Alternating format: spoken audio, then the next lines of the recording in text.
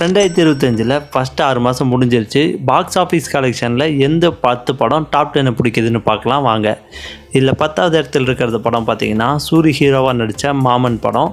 இது பார்த்திங்கன்னா 10 கோடி பட்ஜெட்டில் எடுத்த படம் 44 கோடி கலெக்ட் பண்ணி 10வது இடத்துல இருக்குது.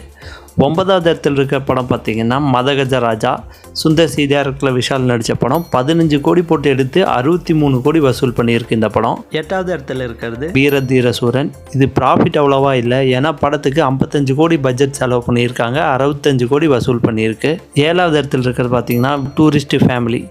இந்த படம் பார்த்திங்கன்னா 16 கோடி பட்ஜெட்டில் எடுத்து 90 கோடி வசூல் பண்ணி இடத்துல இருக்குது. 6வது இடத்துல இருக்கிறது பார்த்தீங்கன்னா ரெட்ரோ படம் 65 கோடி பட்ஜெட் இதுக்கு, இது வசூல் பண்ணது 97 கோடி. 5வது இடத்துல இருக்கிறது பார்த்தீங்கன்னா தக் லைஃப். இந்த படத்தோட பட்ஜெட் பார்த்தீங்கன்னா 200 கோடி, ஆனால் வசூல் பண்ணது என்னமோ 100 கோடி தான்.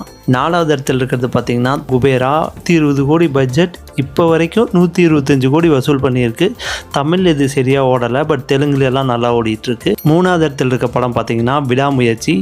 இந்த படத்தோட பட்ஜெட் பார்த்தீங்கன்னா 175 கோடி, ஆனால் வசூல் பண்ணது 135 கோடி அப்படின்னு சொல்லியிருக்காங்க. 2வது இடத்துல இருக்கிற படம் பார்த்தீங்கன்னா டிராகன். இந்த படத்தோட பட்ஜெட் 35 கோடி, பட் வசூல் பண்ணது 150 கோடி.